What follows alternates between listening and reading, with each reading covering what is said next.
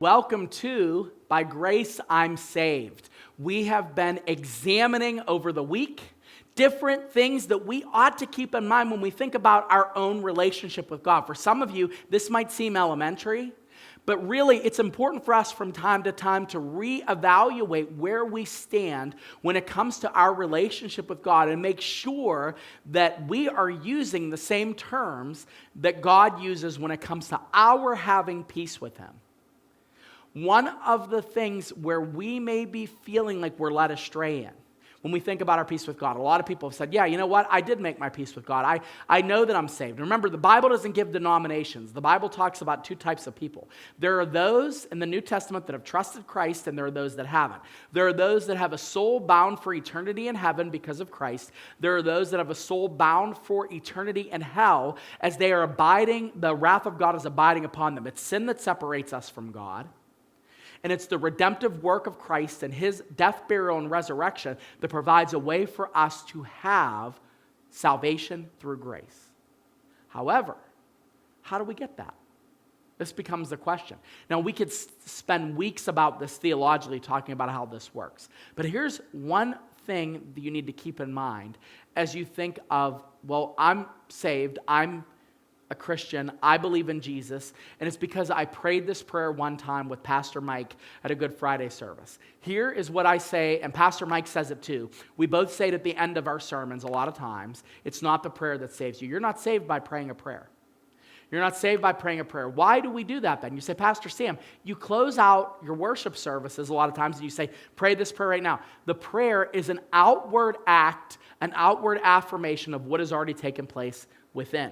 It's just a verbal affirmation of what has taken place within. It's not the prayer that saves you. You say, well, what saves you? What saves you is the saving grace of Jesus Christ. It's the moment when you realize, oh my goodness, Jesus died for me. He bled on the cross for me. He rose from the grave for me. I now am free. I'm not under sin anymore. I'm now under the loving hand of Christ. That's what saves you. It's the recognition of Jesus' work, His finished work, His resurrection, and that belief in Him and Him alone. The moment that you believe, you're saved. The moment that you realize what Jesus has done, you're saved. That's it. It's that simple. And God reveals that to you in your heart. The prayer is just a way that we affirm what has already taken place inside your heart. Take note of this. Titus chapter 3, verse 5. It says, He saved us, not because of works done by us in righteousness. That would be like a prayer. But according to His own mercy by the washing of regeneration and the renewal of the Holy Spirit. We are not agents of our own salvation. God did all of the work.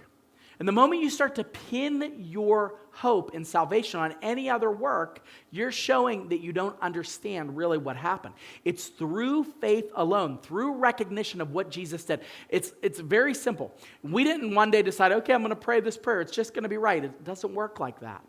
God did all the work. He paid the price. Jesus took the wrath of hell upon Himself. Jesus triumphed over that when He rose from the grave. And we reap the benefits of that finished work every time we recognize that it's only through grace that we're saved.